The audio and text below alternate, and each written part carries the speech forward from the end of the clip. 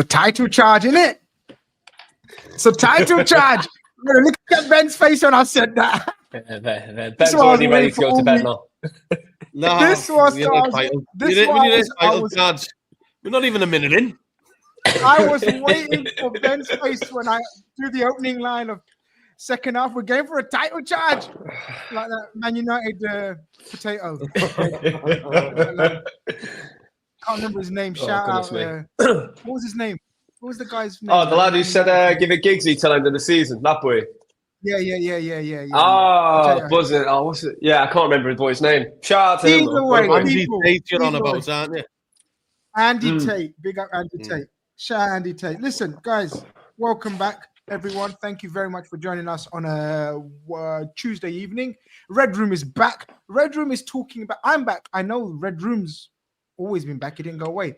Shout out to Lou, who covered me last week. Amicably, ably, and amicably. Both. Obviously. Both. As you can see, I've got some familiar faces with me to talk all things Liverpool. Liverpool are unbeaten in 5. Things are looking up. January is coming. Transfer window, transfer chat, Liverpool chat, slot in, slot out, Salah in, Salah out. Shake it all about, people. How are we doing? Mike, hello. Mate, I'm loving life.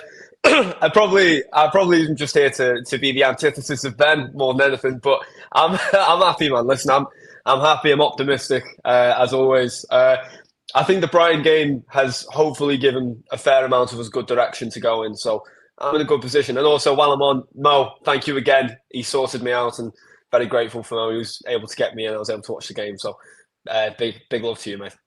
No worries, man. Listen, I'm not saying it just because he's in front of me, but there's not many better humans that I personally know than Mo. So big up Mo every time. Yeah, he's a top lad. Absolutely.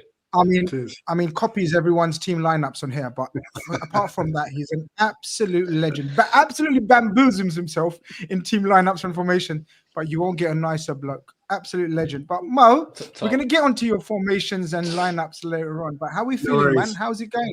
You've actually got a couple of wins under your belt. You've been to Anfield and seen Liverpool win a couple of games. I know it's been a while, but I'm still not getting carried away. I want to be positive. I'm positive because I think, it feels like the ship is turning.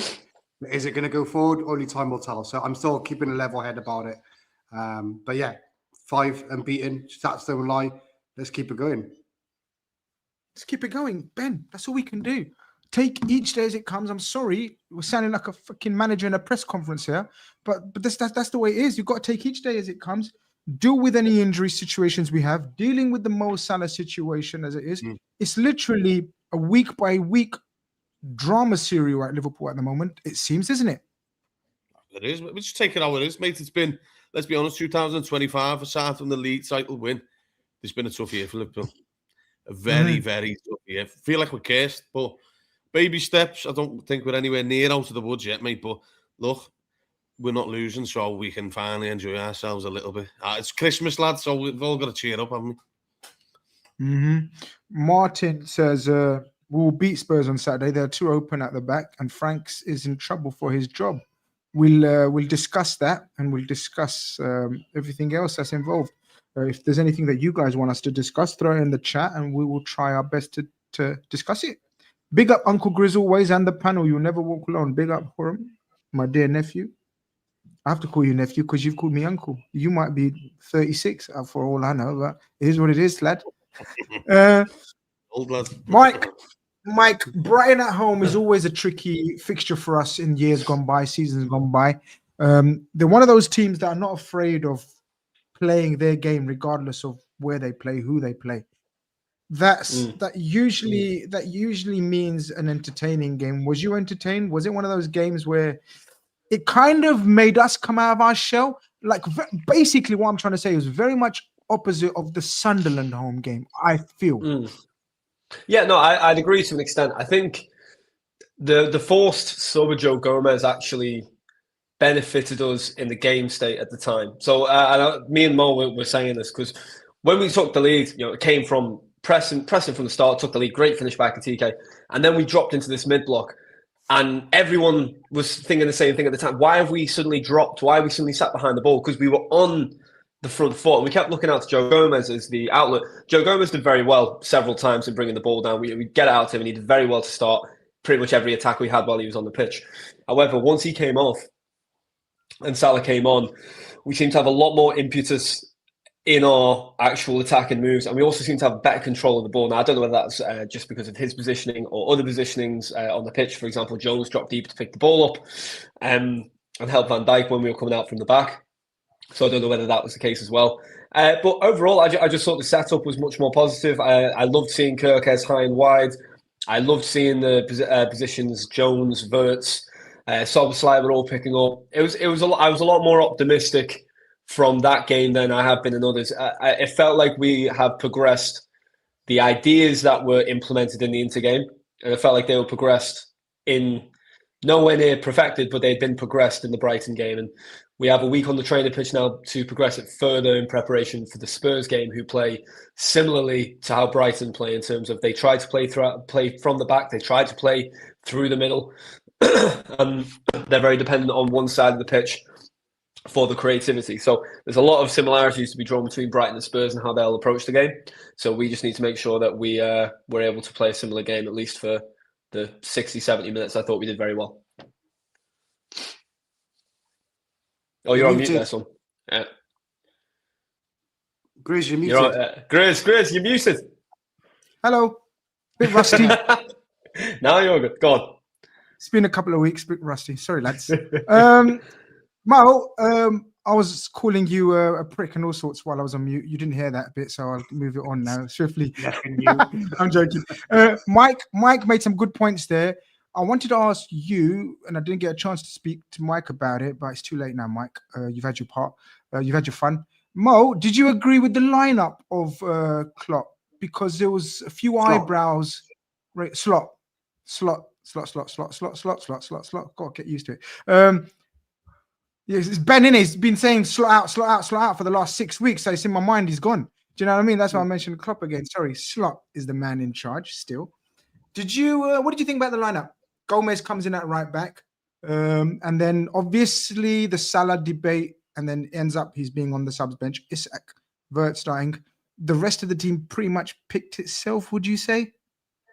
I think Gomez and a Salah situation picked itself as well, because we didn't have a right back with Bradley being suspended, so Gomez was naturally the only choice there, unless you want to shoehorn a midfielder there, which I'm glad he never. And in the Salah situation, I think would have looked bad on the management. I think if he was thrusted straight back into the team. It was lucky for Salah, and I guess for Liverpool in general, that unfortunately for Joe Gomez, that kind of forced Slot's hand to bring him on a 21st minute or whatever it was. But I don't think we could have done much with the lineup, to answer your question. I think our hand was kind of forced to play what we had available, and the fit, from the fitness perspective as well. So I think we were kind of forced to play. But yeah, I was happy with it, and justified. We got the 3 points in the end. Ben, did you have any issues with the lineup? I know you thought that is the right thing to do with Mo not playing him. Even being in the squad, was you surprised, or was it inevitable he's going to be in the squad? And what do you think it done for the mood? I mean, for example, how was your mood going into that game after the week, and they had a meeting, and then obviously it was resolved for temporarily? Do you think it's had a positive effect on the squad? How do you see it all? Well, it was about time we stopped airing our dirty laundry in the press, wasn't it? So, at the end of the day, you've got to just put things to the side. And first and foremost, regardless of Slot, Mo Salah, Liverpool's more important than both of them. So, I think it was good for the squad. A bit of positivity, something to build upon. I think they needed them, to be honest, Grizz, because we looked really short on the bench, didn't we? Take Salah out of it, the bench was fucking garbage, let's be honest. But, I think it did help. I was surprised and I wasn't surprised. As the week was going on, I thought, I still think it's his last, showing, personally. But I mean, at the end of the day, he should be able to be with the fans. And, Liverpool, at the end of the day, have got points to win, Grizz. And, we're playing catch up now to some side. So I think it was good for us to have him back in there. I think being on the bench was the right thing to do. I don't think the manager was going to change much.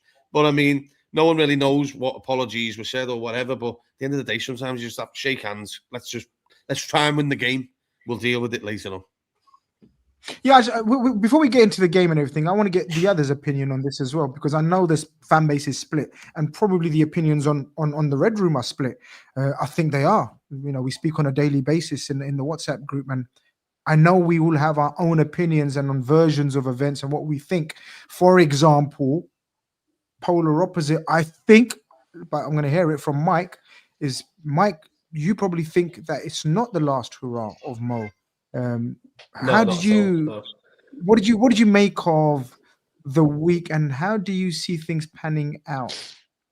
Well, I think I've said this to Ben. I've had this chat with Mo as well. So apologies, lads. You're going to hear me probably recount several points you've heard me say already. But the way I see it is you've had internal fallout where I think Hughes and Edwards don't feel that Salah is providing what they would expect given the contract they gave him. There is probably in their mind, they're making him a scapegoat. I agree with Salah on this point. I do think he has been made a scapegoat. I can point at several worse areas on the pitch. Konate, Gakpo being two worse areas or worse performers in the side consistently. And again, two players that are fantastic on their day but have not been this season. And Salah has seemed to have been taking the blame from the media, and there's been very little protection from Liverpool as a club for that. However, the way Salah came out, there was always going to be repercussions. Same way it would happen if Fergie was in charge, or if Mourinho was in charge, or if Pep was in charge. Henry, I think, said it best. Henry fell out with Wenger. Henry fell out with Pep. It never made its way to the media, especially not from his mouth. That's how Salah should have handled it. You've seen Bruno come out as well just yesterday saying he felt like he was being forced out on the way during the summer. Why? Because of the money in the Saudi League. And you do know that there are definitely going to be bids on the table if we were to open up the doors for them. Now, what I don't agree with the majority of opinions I've seen is, the area I don't agree is that in January we would look to sell. I don't think it would be beneficial for Liverpool, and I don't think it would be beneficial for Salah. The only person who's going to push for the move realistically in January would be Salah. Salah is a far too competitive a player and a person to leave a Champions League club that is in the Champions League, that is in the FA Cup, and that is technically not out of a title race, probably out of the title race realistically, but not mathematically, for anywhere else, because there is no other European giant that will sign him in January because they wouldn't be able to afford him. The only place he could go is the Saudi League. He's too competitive for that. In fact, I think he's too competitive to go to the Saudi League by choice. If he had his way, he'd stay at Liverpool to retirement. I firmly believe that. I think that the discussions that have happened over the last week have been some form of almost renegotiation of, listen, this is how we see you in the club. This is how we believe we need to use you at this point. And Salah on his side saying, well, this is how I believe I should be used. And there'll be not an ultimatum, there'll be an understanding reached. I think Slot, although he's very, very Dutch, he's also pragmatic. So Dutch people in general, from my experience, I've got a few close Dutch friends. They are very blunt, they are very upfront, but they're not as stubborn as maybe some of the managers have painted most Dutch people to be. So I think it's been settled behind closed doors. I do believe that most things have been ironed out. I think a few more things will be ironed out in the next couple of weeks while he's away at AFCON. I think the new system that we're playing suits Mo. I think we've seen a good Mo Salah performance off the bench against Brighton. I think it's fine. Like, I really do. I think the media are going to run with it the best they can. There'll be a lot of third parties trying to sell clicks, sell engagement. You'll have agents that aren't even a part of Salah's camp or Liverpool's camp trying to sell the story. It's how the game always works, how it always has worked. But no, I don't see any reason why Liverpool would cash in on Salah in January. I think it's a farce, personally. Mo, your assessment of the situation where we find ourselves, we won't go into whether it was right or wrong. We know no one can defend his actual action. But how deep was it really? I haven't really given my opinion on it too much because I've seen the toxicity over the differing of opinions. Like, people's opinions have been torn to shreds. Like, I've seen proper mature adults falling out with each other over opinions on a player giving an interview. It's mad. So I've stayed out of it because I don't want to fall out with good people. I'm that type of guy. But I'm putting you in the mixer, and I'm telling you to give your opinion, so people fall out with you. What is your assessment of the whole situation, man? Where do you find yourself? I've always kept it the same. Like 80%, I blame Salah. 20%, I want to know more because we don't know what happens behind closed doors. We're all speculating. But on the face of what we do know, what we have seen, then yeah, I would say 80% lies on Salah's doorstep. He shouldn't have reacted the way he should have. But there's a 20% of that is why. There's always going to be a reason why, whether it's come from above or whether it's come from the manager. Personally, I don't think it's come from the manager. I think, his beef is with Edwards and Hughes. Maybe he caught wind that they were trying to do a deal behind his back. We don't know. It's all speculation. But I do actually agree with Mike. This new formation could actually help him instead of putting him out on a wing, which he's not getting much service out to him or not impacting the game, putting him more central. Do we all agree? Do we all agree that he's not a winger anymore? Do we all agree? Probably. It's a natural phase. He's probably not that winger now. Go on. I would say it's probably the natural phase for him to like he's still got pace. He still can create, but he's not a winger that can go to the byline anymore. He's always going to cut inside, and we've already got one cutting merchant on the other side. So I just think, naturally, these world-class players over the course of time, take Ronaldo, for example, who's in his 40s now, started off as a winger, but eventually ended up going central. And I think that's the path Mo might take, and this formation may facilitate that. Ben, this new formation, we'll get onto that, actually. We'll get onto that. I guess I want to get into the game. And as I said, Brighton are a decent team, man. They play the game the right way, very high energy pressing. But we, after a long time that I can remember, guys, help me out here if you can remember another time where we just pressed in the first opening month. It was very much like a Klopp Liverpool, where we just went at them. This Hugo Boss lad, he's one of the signings of the season so far, man. He is. He's got that cocky French arrogance, but in a good way. I like it. I like it. Yeah, he believes in himself, and if you want to be one of Liverpool's strikers, obviously he's got two unbelievable strikers. I mean, one obviously is not as match fit, but I mean, I'm so impressed with him. I don't think the club knew he'd hit the ground running so quick. There's no way.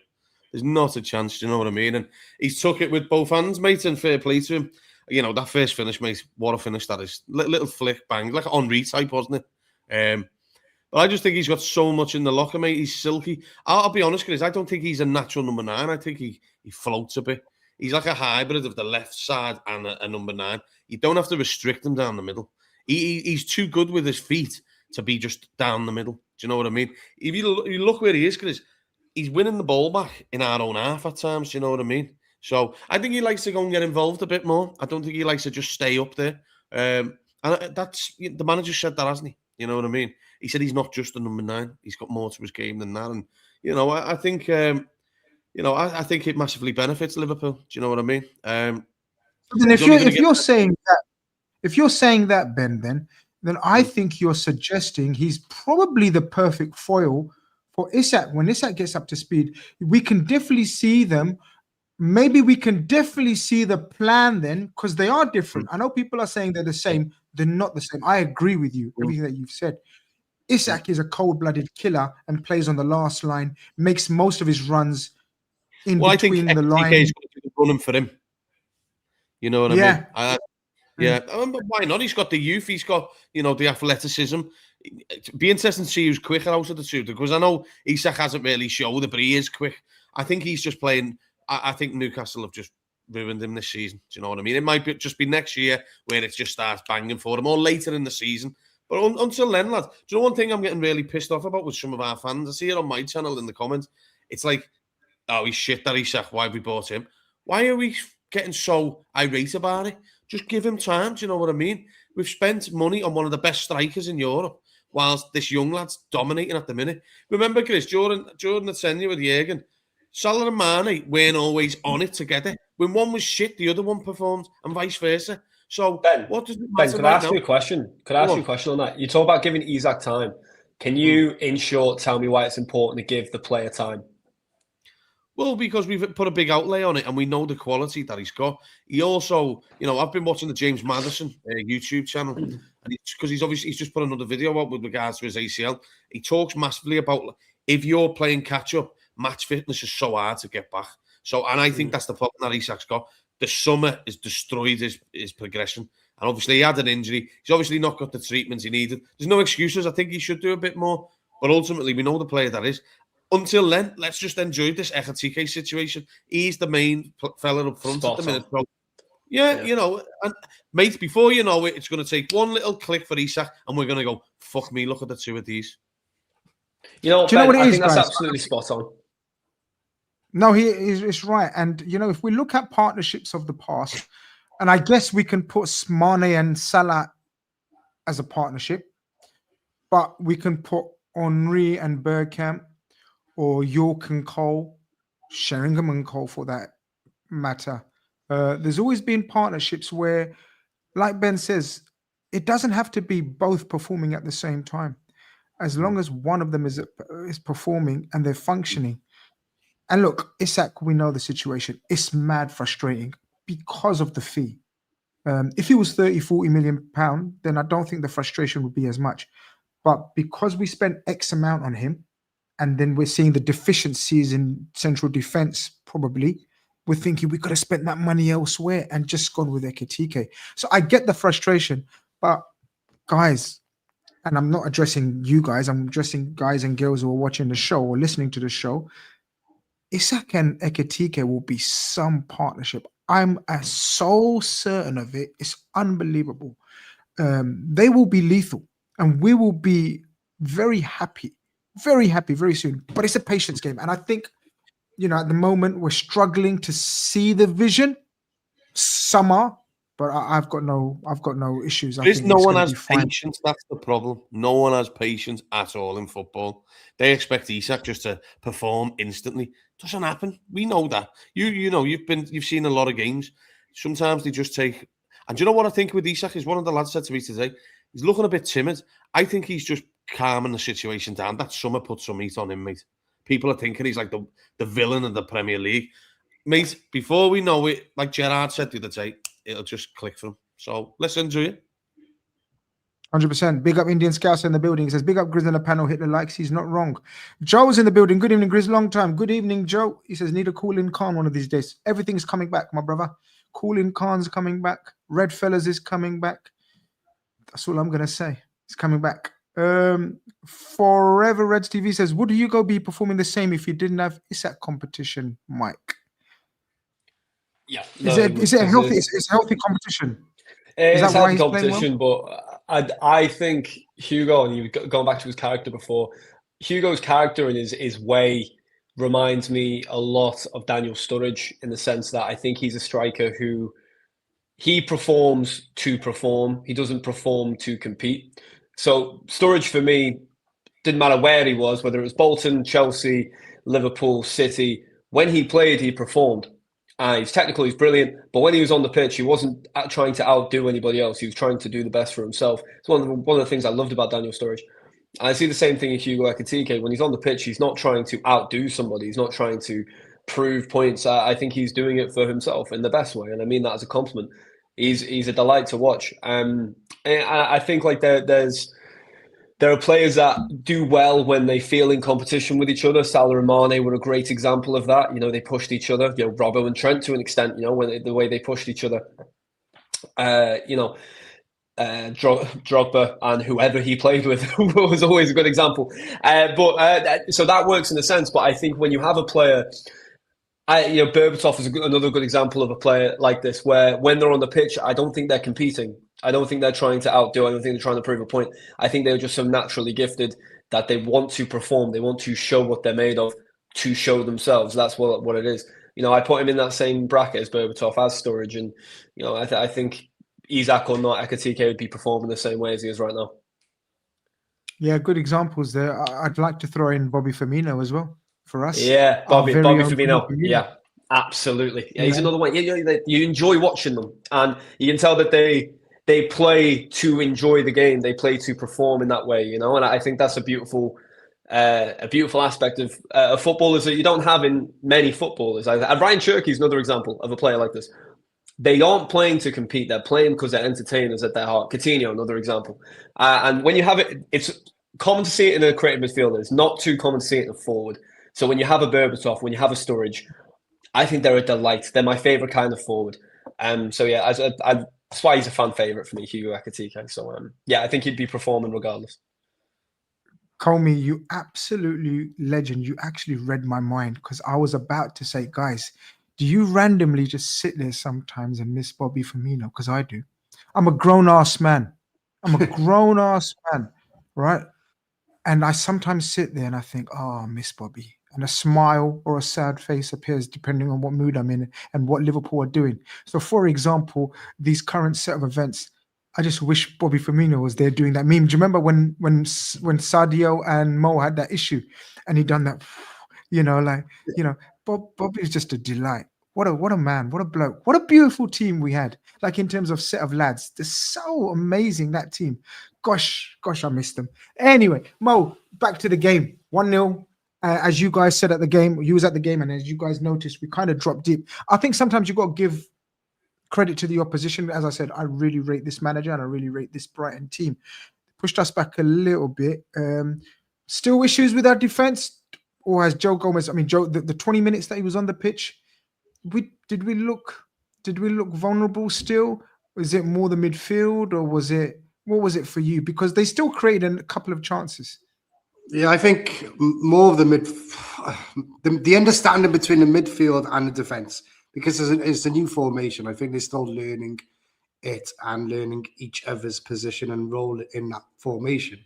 If it wasn't for, and let's keep it real, if it wasn't for another worldie from Alisson, it could have been 1-1. What a save! What a save! A very pivotal moment of the match that people seem to forget very quickly. And that ball for Minter was just a straight down the middle ball, which was the most frustrating thing for me. He had time to pick it up in midfield. Where was the midfield around him? And then he had time to cut it through both our centre-backs. And it was just a bit too easy for me. A bit of a weak underbelly still remains for us. However, I still think that's because of like in a space of the last 5-6 games, we must have gone through about 10 formations, 12 formations. Like, we're always interchanging formations and this and that. And the last 3 games, we've gone with this kind of different kind of Christmas tree stroke diamond formation. It all takes time to learn, even professional footballers, And maybe because they need that time to get used to it, is probably why we're still giving up these chances. But yeah, we did drop deep. It did take a worldie from Ali to keep us in it, and they did create chances after that. But we also create chances. We also missed a few chances. So I think all in all, the best team won. I'd be gutted for the team, but if it was 2-1, then yeah, Brighton deserved that.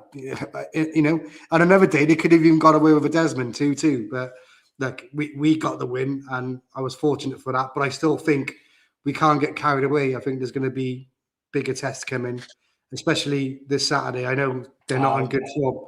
They're not in good form. Get carried away. Yeah. Let's get carried away. No, we've got to as usual. Okay, I'm going to stop you, Mo. As usual, you finished the show already. You've already won us the game, and you've gone on to the as I said, we just can't get carried away. That's all. That's it. I'm done. Ben, we're not going to the end of the game yet, and we're not looking forward to Spurs yet, because there was a very important substitution forced. A, do you think Mo would have? When do you think Mo would have come on otherwise? And B, did you expect that? Like Gomez going off and Mo coming on, was that brave of Slot, or did you kind of expect that? We all knew it's going to be Curtis Jones or Szoboszlai at right back, because I don't think we had any other option. Oh no, we had Ramsey. We had Ramsey on the bench, but he was never going to throw him in there. And B, he had a positive impact. I believe his first touch, McAllister really should have scored or had a shot. God knows what McAllister was trying to do there. But he looked a bit of a busy bee, Mo, when he came on. Well, he did. It could have been his final fucking outing for Liverpool, mate. So there's no surprise. Do you know what I mean? But are you surprised that Joe Gomez came off? Not at all. If he was in water, he'd dissolve. Do you know what I mean, mate? It's just this is the problem with Joe, lad, isn't it? He's This his is the worst problem, enemy. man. Yeah. Mate, honestly, Talking about nice people, talking about nice blokes and Bobby and everyone else. I mean, Joe epitomizes. He's the one. Mate, he'd get injured just getting out of bed. Do you know what I mean? He's got nabiitis. Yeah, mate. Fucking hell. You know, how long do you keep giving it with Joe, mate? His time's running out now, isn't it? And you just, it's pointless having him there because you don't get any use out of him. Well, how many games has he played? About 3, and now we're down to 2 centre backs. But look, when Mo came on, brought in some energy. I don't think it was his greatest performance. I know people are saying it's much better, but it is what it is. I think he could have scored a few goals, to be honest. He missed a few sitters at the end. But look, as I say, mate, I think he had to make that decision. I think if he would have brought anyone else on, I think that would have pissed the crowds off, to be honest. I think a lot of people were there to see Mo come into the game, and I think it was the right call.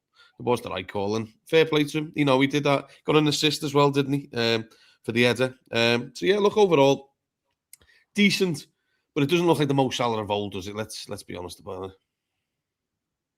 Mike, look, he gets the assist. It's a corner to the far post, and Ekitike shows his prowess in the air as well. Unchallenged header. I want him to score more headers. I just want Liverpool to score more headers, and especially our forwards. There's nothing for me. One of the beauties of football is your number 9 scoring a header. Do you get what I mean, guys? From across, 100%. Good header. Yeah. I love that stuff. Yeah, all this pullbacks and everything else, and through balls and intricate playing between the lines. No problem. No problem. I'm not turning all Sam Allardyce on you people. I'm just saying sometimes there's a good old cross into the box and your header from your centre forward. But 2-0 at half time. Did you envisage any changes? Was it a case of keep playing the way we're playing and we should get over the line? They were still creating chances. And I wanted you to maybe dwell on the performance. For me, one of the men of the match. If it wasn't Ekitike, it would have been Curtis Jones. I mean, I'm a fan of Curtis Jones. Massive fan. I've been frustrated like the rest of us probably. And he splits the fan base pretty much like most players do. But I'm a fan. What side of the Curtis Jones fence are you on? Probably one of the few times you're not going to hear me be the biggest optimist on the planet. I've had a hit and miss view of Curtis Jones, and maybe that's partially influenced by the people I'm around. I think Curtis Jones was head and shoulders the best of his age group all the way up until he made his debut for Liverpool, right? And that's how it's reported on him. And you can see that confidence in him, and obviously he started off very well, gets a captain's armband, scores a worldie against Everton. Dream debut, especially for a local lad. I think when he first came through, and Klopp was playing him kind of like inside left at times and part of the midfield, not even just when he first came through, I'd say for the first 3 years of his career, for the majority of the Klopp tenure, he was too slow on the ball, quite lackadaisical at times. I felt his decision-making wasn't brilliant, but these are things you expect from a young lad. But he had the confidence of a player that had been top of his game for a long time, which at times could be perceived as arrogant and it leads into mistakes. It was frustrating to watch. And I think he would slow games down when he didn't need to, and he got very unfortunate with some injuries. I've always wanted Curtis Jones to do well because I love local lads coming through at the club. I never really envisioned him as more than a squad player this season. But one thing that perked my interest was when players were talking about their ambitions for the season and hopes for the season. Andy Robertson spoke really highly of Curtis Jones and said Curtis to become a mainstay in the side or something like that. I thought that was interesting. It kind of shone, one of the leaders of the club and how they viewed Curtis Jones. So if Robbo views him like that, you kind of take a professional footballer's opinion over your own, I think, when it comes to these things. So he's came to the side, and every time he's played this season, I've got to say I've been impressed. I think he's moving the ball a lot quicker. His confidence on the ball doesn't seem misplaced anymore, although I did absolutely hate when he was Cruyff turning in our box. Hated every second of that, but that was more anxiety as a fan than anything else. I think he keeps things ticking well. I think he's the only player in the team that seems to be on the same wavelength as Florian Wirtz at times, which is a compliment. And yeah, I think he's technically very good. He's given me the performances that I expect Maka to give me, which is the best compliment I can pay him, and also probably the biggest disservice I can give Maka, that I've not really had those performances from him this year. But yeah, overall, good player. I think he looks great at the moment because other players aren't playing as well as they should. I think he can become a great player, but that comes down to consistency, and consistency has always been his biggest issue. Staying fit. Staying fit, Yep. yeah. No, Mo staying and fit. Ben, I'm going to get you. I'm going to get your opinions. Mike seems to be kind of, and I get it. I get it. Wants to see more, or maybe more consistency. I think his consistency has been slightly underrated. That's just my opinion. I think we're turning a blind eye to this fella. He's still very relatively young. He's missed loads of football through injuries. It must be so frustrating. Ben was talking about sort of how difficult it is to get back to pace after an injury. And if you've had injury upon injury upon injury, it's very difficult. Also believe he was player of the tournament in the under-21 Euros for England, wasn't he? Where England won. And it was in a very similar, this is the key. It was in exactly pretty much in the same position he's playing now. Have we found the perfect formation for him where McAllister is playing at the tip of the diamond and Curtis is playing at the base, pretty much alongside Gravenberch? Does this suit him, or is he one of those ones, jack of all trades, master of none in your eyes? Where are you at with the Curtis Jones? Who are you asking? Mo, if you concentrated, I said your name first. Oh, sorry. Definitely agree with you that this position he's found now is suiting him, but I also think he's one of those versatile players. And what we got to understand is a lot's happened in his life in the last 6 months. He's become a father for the first time. You can see he's matured on the pitch as well, not just off the pitch. So his game is, like Mike said earlier, he was accused of slowing down the game. I think he's become a lot more press resistant now, a lot more technically astute on the ball. Tactically, he's probably not all there. I was just about to say, if he had a Brazilian name, people will be raving about him. I call him Cujo, like that one of your chat just say. So if we call him Cujo, then people will be raving about him. But I think this is his time now to really step up and make this position his own, or make the spot on the team his own. He's matured a lot. He's had 3-4 games in a row where injuries hasn't crept up on him now. He's put in really, really good performances. He's the only Scouser in the team now. You know, before we were singing a song and maybe he kind of felt left out. We don't know. But now we can take that. He needs a song. He needs a song, you know. That's what I mean, like, you know. So, you know, now he's not in that 66er shadow anymore. He's the Scouser in the team now. He can step up. He can make it his own. He's the main man now. Like, so I'm really happy for him because I think there's a player there. We just needed to give him a bit of time, a bit of patience. Hopefully now, with a good, solid run of games, injury-free, he can really show us what he can do. Because if he can, he reminds me, I'm not saying he's exactly the same, but he reminds me of a Gini Wijnaldum a little bit, you know, how he can take the scruff of a game by pressing and helping that side up, but also control it as well. And if you notice, a lot of things went through him and Wirtz on the weekend. And I think he, you know, when we were building up, he would be the man who stepped back in the defensive three. He'd be the third centre back and be the build-up player. So there's a lot of responsibility going through him as well, which is great because I think he's a good player. Yeah, I like the combination of him and Gravenberch, guys. And you know, there's obviously rumors. We don't know how true they are, but that Bayern Space account on Twitter seems to be quite informed on all things Bayern players or ex-players in Bayern, basically. And he was saying how the word in the camps or the teams behind the scenes is about how Wirtz has been impressed with Curtis Jones, and he understands the link up between him. Ben, Curtis Jones, fan of his, progressing nicely. Want to see more? Where you at? I've always been a fan of Curtis, mate. I think, like Joe Gomez, he's his worst enemy at times. Keep him fit. Yeah. Do you know when you break down? So, like, do you know when you break down the midfielders? You know, Wirtz for me is more of an attacker. Do you know what I mean? So I class him further up. So you know, you're picking between 4 for the 3, aren't you? You know, the 2 on the sides and 1 behind. When you go through the attributes, mate, I think Curtis has got more than the others at times. I think he's a better dribbler than half of them. Certain players have got certain traits which they're good at. Dom being the presser. You know what I mean? And the ball striker, I think in certain areas of the game, Curtis is better in a lot of departments than these players, lads. And his problem is availability. That's his biggest weakness. No, Curtis, I'll be honest, Grizz, like, you know, if Curtis had played the same amount of games as Szoboszlai and the form he's in now, he'd be Liverpool's player of the season, lads. Because when he's on the pitch, he tends to be the best player. Do you know what I mean? I know Mike's there saying, you know, bit of anxiety when he's fucking around with the ball. But when do you ever see him lose the ball? Lose it, exactly. You never see him lose the ball. We're not doing this. This is what I don't like. Right. He constantly fucking lost the ball, like, over the last couple of years.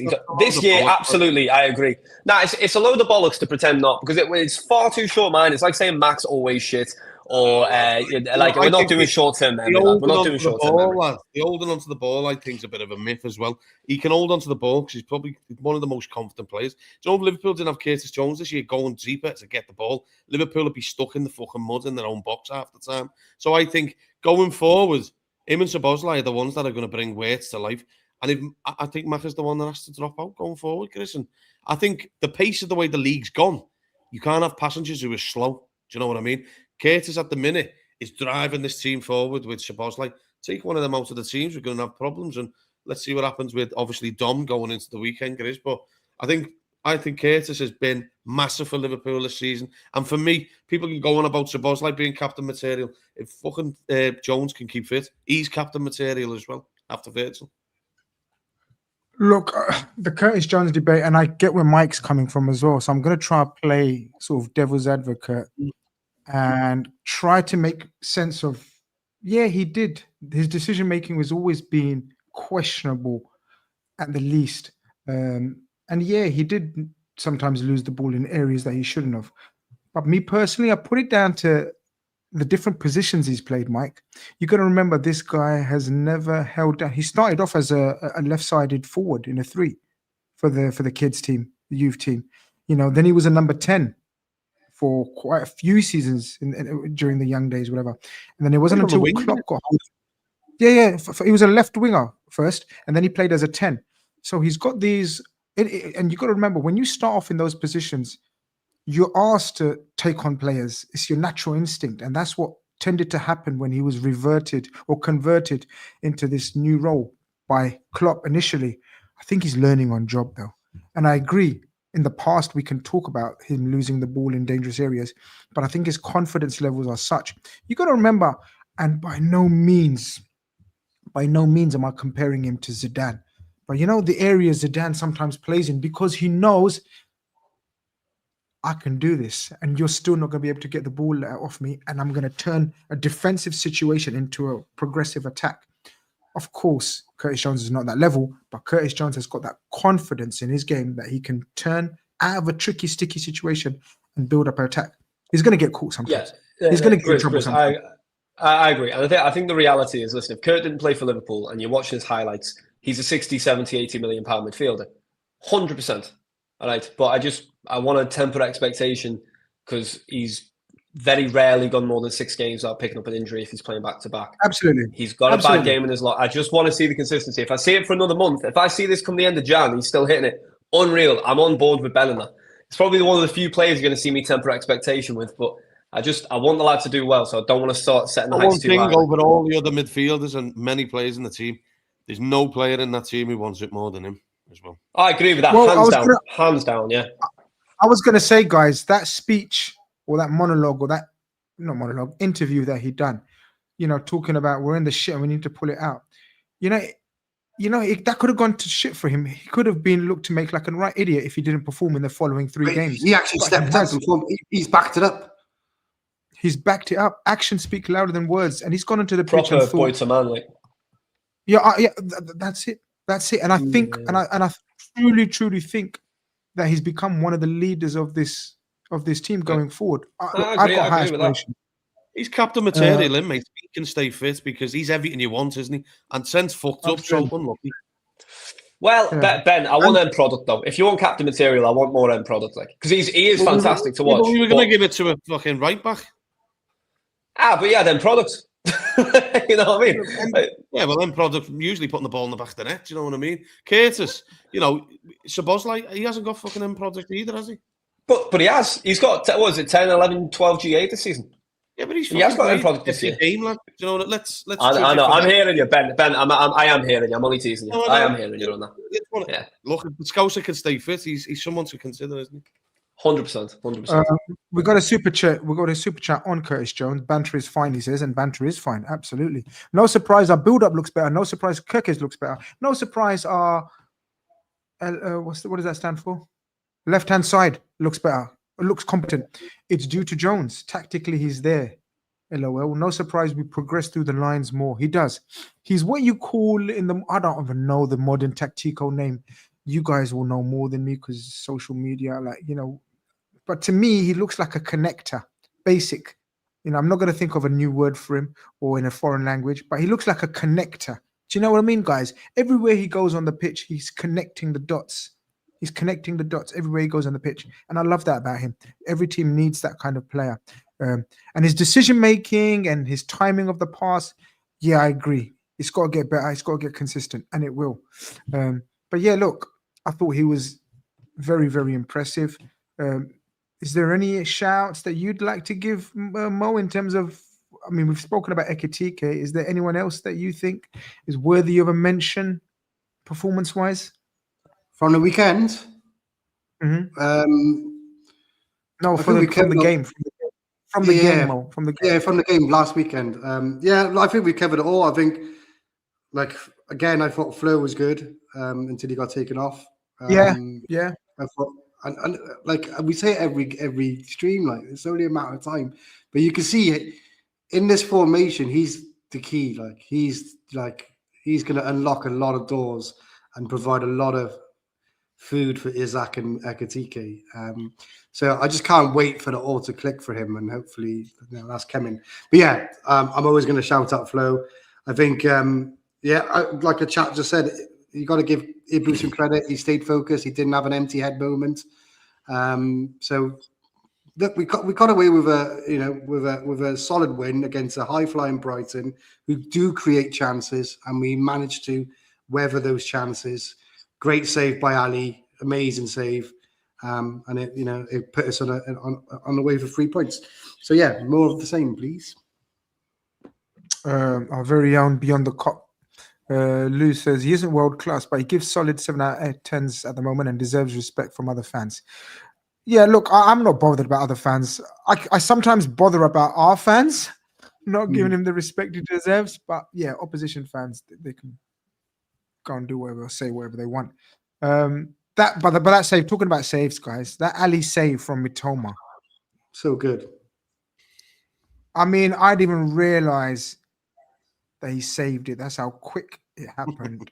And those reactions for a big man who's not getting any younger, full of injuries, and that is why he is one of the greatest of all time. And that is a stunning save looking back, guys. It's one of the hardest saves to make as a keeper. Low down to your left like that. But look, we saw out the win. And now, as we always say, we need to follow it up. We have a week's rest, a few niggling injuries, a few serious injuries. Gakpo out for the foreseeable. Mo off to AFCON. Joe Gomez out. Bradley back. Frimpong back. Midfield, Sabozala is the one that we're all praying for, that he comes through. Spurs away. Gosh, they're a weird bunch, Ben. I don't know what to make of Spurs. Sometimes good, sometimes shit. Sometimes very good. Yeah, so I don't know what to make of them, man. It's Spurs away is not that much of a happy hunting ground for us, I'd say. I've been there quite a few times. It's easily one of the best stadiums in Europe for me. It's an absolute stunning stadium. We've got to go there and capitalize on the uncertainty, right? What are you anticipating? Well, I think with the setup that we're doing at the minute, mate, we can do a similar role that we did in Milan. Look with the shit that they've got going on. They're absolutely garbage. One thing that Spurs away brings us, mate, is goals. Do you know what I mean? And I think with the setup we've got, mate, we've been a bit more cautious at conceding. Yeah, we conceded the odd chance or not, but we're starting to look a little bit better as a group. Getting in front of the ball, the players look like they want it a bit more. I think that game's there to be won. Do you know what I mean? It may not be the greatest of watches, but lads, I'd take a 1-0 win now if you give it to me. Do you know what I mean? They are garbage and they're poor at home, Grizz.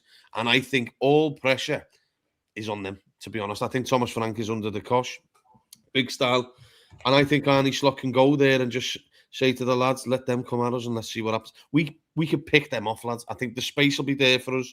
Florian getting on the ball. Obviously Curtis, Ekitike, Isak. And I think we are one deadly outfit for them. I think, lads, if Liverpool get an early goal from their mistakes, I could see Liverpool putting a few past them. I really could. I think they're defensively the crap. Mate, they're just a poor side this year, and I think the manager will overthink it on their side. And I think for Liverpool, it's very easy. Keep your shape and we'll win the game.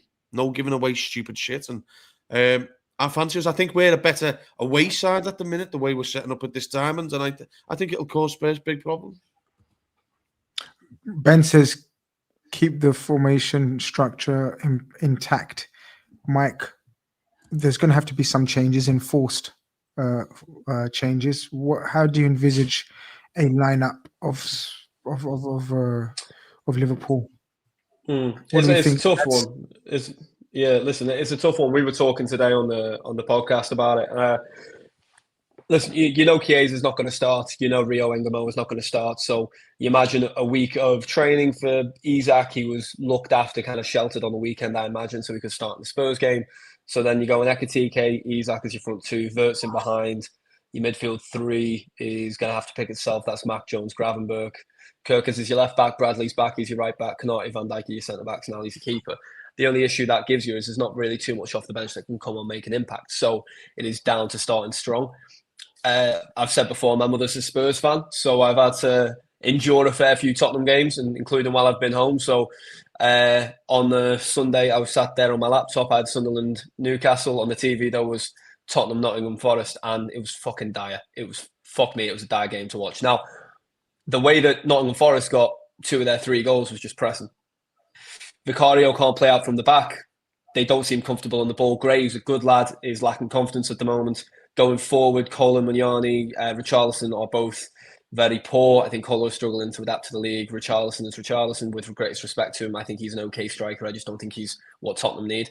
And they try and work it out to Kudos, who's got a bit of one trick at the moment, which is run to the line, cut back, cut again, and then try and chip it every single time. They don't have much going forward. I agree with Ben. I feel as long as we keep that mid-block, a clear structure, a clear shape, and we defend as a team, I don't see where the issue comes from. I also agree with Ben, a lot of pressures on Frank. Now, the issue they have is that they are no longer run by Levy, and this new ownership are absolutely determined to not be one in, one out, one in, one out. So Frank will be given time no matter what. The issue is that atmosphere is going to get very toxic very quick. So if, like Ben said, if we take the lead early on, or Spurs look uncomfortable early on, I really think they could capitulate. The only player in that side that has any confidence about him is Dej Spence, who I think is a wonderful, wonderful little talent. Other than that, there isn't really too much going there for confidence. So, listen. Oh, you've got Berger Valley as well. I probably pronounced his name wrong there, Bergval. But other than that, I agree with Ben. I think we should be going there. I think the way Slot will approach it will be resolute. Nick a goal in the first half if you can, put pressure on in the second. I don't actually agree with that approach, but I do think that will be his approach for the game. I don't think you'll see us go foot off the break first 20 minutes. I think we'll just try and sit there, very slowly work our way into the game, and then second half attack. Best part of the show for me, where I ask Mo for his incorrect lineup and the tactical setup. Mo, what are we thinking? Same as Brighton, minus the Gomez. Bradley will come in for Gomez. Mm-hmm.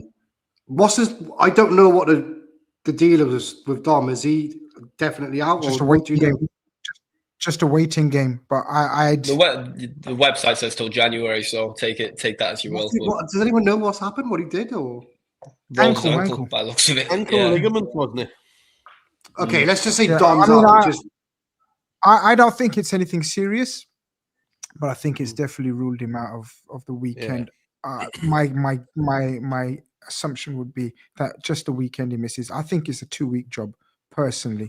Okay, so if he's missing a weekend, then you've got to go Jones, Grav, Mac, Wirtz, and then I'd go Ekitike, Salah. Yeah, there you go. I wouldn't start this. To be fair, Mo, I think you've absolutely nailed it. So you want Salah there? Yeah. Who else do you want there? Ekitike. Mo. Listen to what I'm saying. You want Salah there, yeah? Why? Yeah. Other than his fallout with Slot, why would Salah potentially not be playing against Spurs? Why wouldn't he? Yeah, what's the reason? The formation probably doesn't. No, suit him. let's think a bit harder. Think a bit harder. Where could he Come on, potentially Mo. be? Let's don't read the chat. Don't read the chat. Just not reading think the about it chat. yourself. Right. Yeah, let's think focus. Come on, Mo. What has happened to Salah in the last, I'd say, 2 days? I don't know. Have I missed something? It's Right. got No. You know about this. You're I'm a going to home and guide away you. Liverpool fan. You're a big Liverpool fan. Go home and away. I'm going to guide you. Yeah. What was he doing at the end of the game? You are one of the most vital he was happy and he was clapping everyone. And He was happy, he was clapping, he was waving. Now, what does waving normally mean? Waving means maybe like see you later. Oh, shit, Mo's in AFCON. Yeah, there you go. Fuck me. We got there in the end, lad, didn't we? All right, so Mo's in AFCON. I don't know what I mean. See, mate, so my head's so you don't know what I mean. Okay, with Mo at AFCON now. He's the best. Mo doesn't know how good he is. He's actually the best. I love you, Mo. Absolutely love you. With Mo at AFCON, there you went, there we go. You'd have to go Isaac and Ekatike then, wouldn't you? Because Chiesa is never going to get a game, whether you like it or not. Even if he pays his pay slot, he won't get a game. But yeah, you'd have to go Isaac and Hugo. Can I just say something? Do you know what? On the midfield at this, let's say Szoboszlai's out. We're all kind of saying Jones, Maka, Grav. Do you know what? I would personally have Maka in the 6 and have Gravenberch and Jones off the side of him. So you're asking Maka not to do the running? Yeah. Yeah, got you. Because I think he can break up play. But if we're losing Dom with the energy, you could use Gravenberch's legs, couldn't you, with Jones? Yeah, it's a good shout. Yeah, I get it. I just think I hate Maka, the last line of the midfield. Yeah. Not defense, because he plays in midfield, Mo. But I know you mean last line of midfield defense. I mean, but the thing is, you got to remember, he was brilliant in the 6 for us. Like under Klopp, he was brilliant in the 6. Like he was. But Gravenberch was playing as the 6, Mike. So he was ably assisted at always. Under Klopp, he wasn't. I beg your pardon. Under Klopp, sorry, yeah. That's what I was referring to, yeah. Cool. Sorry, yeah. But under Klopp, that's where we didn't win anything, you see. That's where we fell off near the end because of the lack of energy and the defensive prowess of the midfield, I believe. And Maka was crucial in terms of our build-up, crucial in build-up, crucial in progression, but he was also crucial in the amount of transitions we conceded. That's my only thing with Maka. So slow, if he plays alongside Gravenberch, in a double pivot like Jones and Gravenberch have been, then I think that's the way forward. But yeah, intriguing. Guys, the hour has absolutely flown by, man. We've picked the teams. We've discussed the previous. We're looking forward to Mo making his final appearance before he goes to AFCON on Sunday. And yeah, this could be an amazing result for us with Mo scoring a hat trick. Man of the match, Mo, on Sunday. Is it Sunday or Saturday? Saturday. Yeah. Well done. He's gonna have Luis Suarez on for the hat trick. I wanted to know. I'm going. So you were just confusing me. I was going, am I going to go Sunday or what? So I'll be there. I'll be there seeing Mo Salah score a hat trick for sure. We have to link up Saturday. I'm at the mob watch along, but it's not far from the stadium. I'll get in touch. We have to go for something afterwards if you're about. No worries, man. We've got a super chat from Banter is Fine again. Thank you very much. He says there's a reason Slotter's moved Mac more advanced with and without the ball to get him out of competing for second balls in midfield. In my opinion, Mac can't be deep. I tend to agree. But if he has to, he has to. Disagree. Yeah, that's absolutely fine. Anfield Index team, which is us, that says, thank you, Reds. Smash a like on your way out. So people over, bloody hell, a lot of you watching. Over 2,000, over 2,500 on all platforms watching. So big up, everyone. Wow. Hope you like and hope you subscribe and hope you've enjoyed this episode. I can't remember. Of the Red Room, but it's been another enjoyable episode because we've spoken about positivity and Liverpool winning and keeping the momentum going, and that's what we like. That's what we like to see. That's what we like to hear. We've tired of the negative and toxicity, man. I even took a break from Twitter because it became too much, but I'm back. Liverpool seem to be on their way back. Thank you, Mike. Thank you, Mo. Thank you, Ben. We shall see you next week. Hope everything is good for everyone during the week. And love, peace, love, and tranquility to you all. Take care. Bye-bye.